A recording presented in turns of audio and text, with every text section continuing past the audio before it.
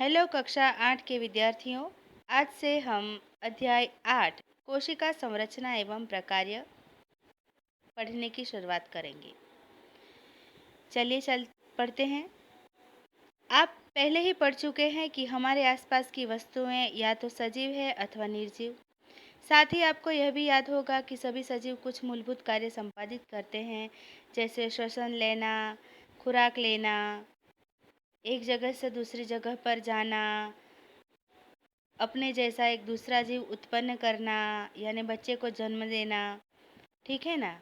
तो यह सारे मूलभूत कार्य होते हैं जो एक सजीव करता है। इन कार्यों की सूची बना सकते हैं। विभिन्न अंगों के समूह विभिन्न कार्य करते हैं जो आपके द्वारा सूचीबद्ध किए गए हैं। इस अध्याय में आप अंगों की संरचनात्मक मूलभूत इकाई के विषय में पढ़ेंगे। अंगों की संरचना, हमारा अंग जो बना हुआ है, हमारा पूरा शरीर जो बना हुआ है, उसकी मूलभूत इकाई मतलब छोटे से छोटा जो हिस्सा है हमारा, उसके बारे में हम पढ़ेंगे, जिसको कोशिका कहते हैं। कोशिकाओं की तुलना हम ईंटों से कर सकते हैं। इस प्रकार विभिन्न ईंटों को जोड़कर भवन का निर्माण किया जाता है, उसी प्रकार विभिन्न कोशिकाएं एक दूसरे से जुड़कर प्रत्येक सजीव के शरीर का निर्माण करती है ना। जिस तरह से ईंट मिलकर एक बड़ा सा भवन बन जाता है, उसी तरह से हमारी प्रत्येक जो छोटी से छोटी कोशिकाएं मिलकर जुड़कर एक सजीव हमारे शरीर का निर्माण होता है। अब हम देखते हैं कोशिका की खोज किसने की थी। तो रॉबर्ट हुक ने 1665 में कॉर्क के स्लाइस का सामान्य आवर्धक यंत्र की सहायता से अध्ययन किया। अब आवर्धक यंत्र माने आपको पता है ना कि आवर्धक यंत्र माने सूक्ष्मदर्शी यंत्र, जिसको माइक्रोस्कोप भी कहा जाता है ना। जिसमें हमारे शरीर में अभी उसका इस्तेमाल होता है हमारे शरीर के खून को कौन सा रोग है ये देखने के लिए, जीवाणु कीटाणु, है ना। आगे उसके बारे में हमने बात की थी। तो जो सूक्ष्मदर्शक यंत्र होता है, उसके नीचे कॉर्क के पेड़ का एक छोटा सा टुकड़ा रखा गया था, छाल का एक भाग रखा गया था, और उन्हें बड़ा करके देखा गया कि उसकी रचना कैसे हुई। कॉर्क नाम का वृक्ष हमारे यहाँ नहीं होता, बाहर के देशों में होता है। ठीक है। उन्होंने कॉर्क की पतली स्लाइस ली और उसका सूक्ष्मदर्शी की सहायता से अध्ययन किया, उसको बड़ा करके देखा। उन्होंने कॉर्क की स्लाइस में अनेक कोष्ठ युक्त अथवा विभाजित बक्से देखे। कैसे? तो यहाँ पर हम देख सकते हैं इस तरह के। ये कॉर्क का वृक्ष का छिलका है। आप उसमें विभाजित छोटे छोटे टुकड़े देख सकते हैं, जगह वाले, जैसे मधुमक्खी का छत्ता हो, है ना।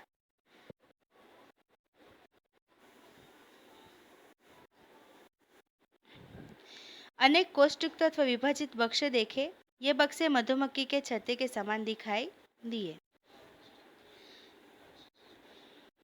उन्होंने यह भी देखा कि एक कोष्ठ अथवा बॉक्स दूसरे से एक दीवार अथवा विभाजन पट्टी द्वारा अलग है।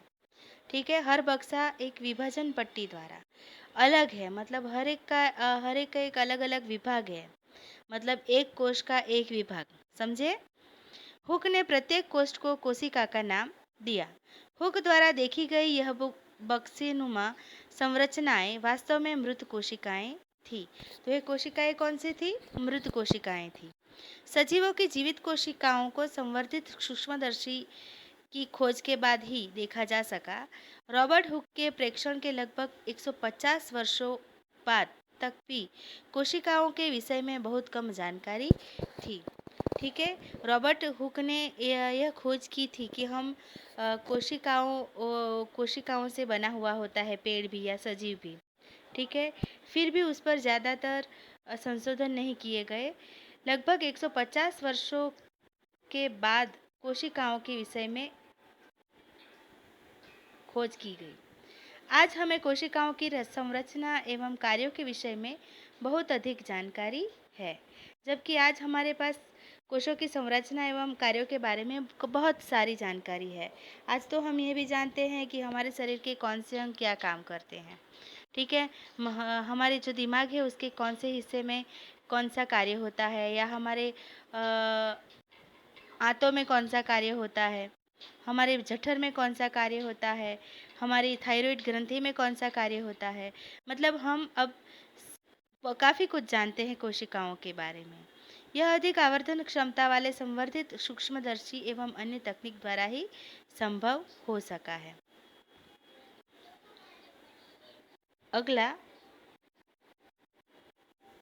अगला है कोशिका। भवन के लिए ईंट एवं सजीवों में कोशिका दोनों ही मूलभूत संरचनात्मक इकाई है।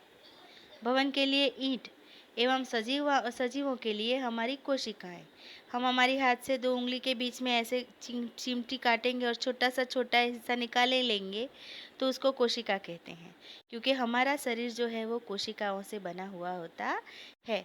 दोनों ही मूलभूत संरचनात्मक इकाई है। जैसे भवन के लिए ईंटों से भवन बनाया जाता है, उसी तरह कोशिकाओं से हमारा शरीर बनता है।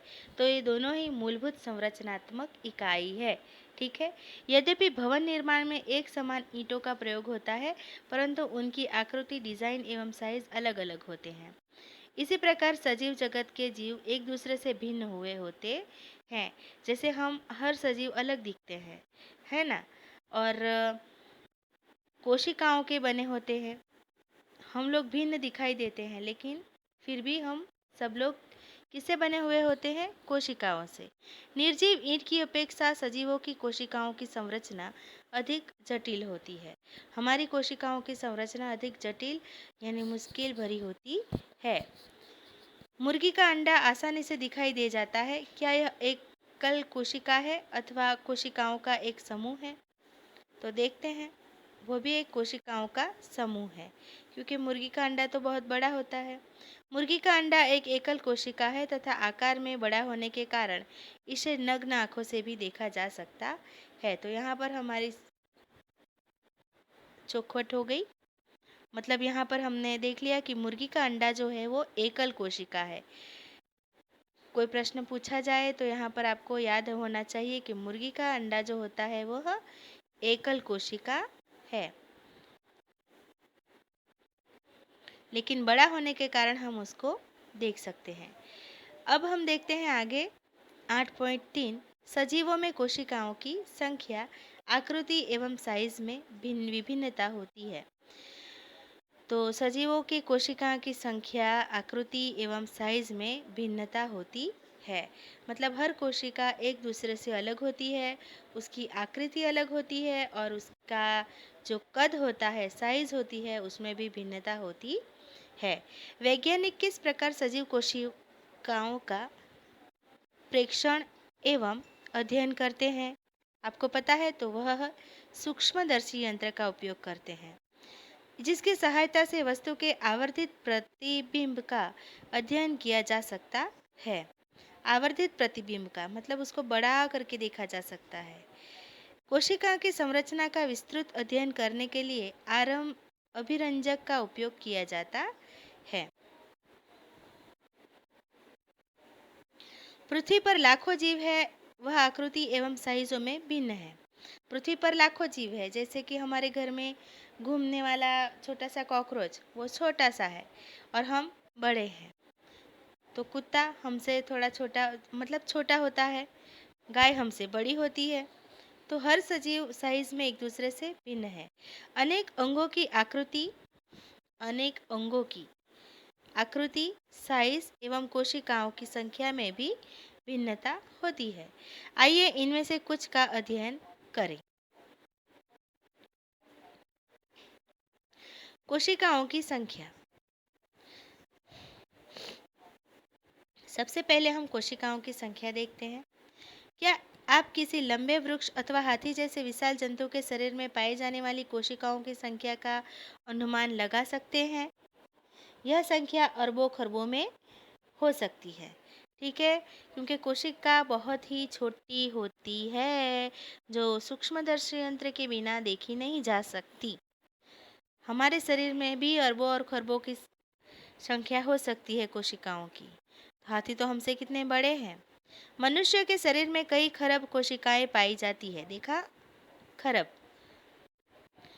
जो आकृति एवं साइज में भिन्न होती है। कोशिकाओं के भिन्न विभिन्न समूह अनेक प्रकार के कार्य करते हैं। 1 अरब में 100 करोड़ होते हैं, 1 करोड़ में 100 लाख होते हैं। ठीक है, और ये तो करोड़ से भी आगे खरब वाला भाग है, बहुत ज़्यादा। ये देखिए, ये जो है वो ईंटों से बना भवन है, और ये जो है ये हमारी कोशिकाओं की संरचना है जो ऐसी दिखाई पड़ती है।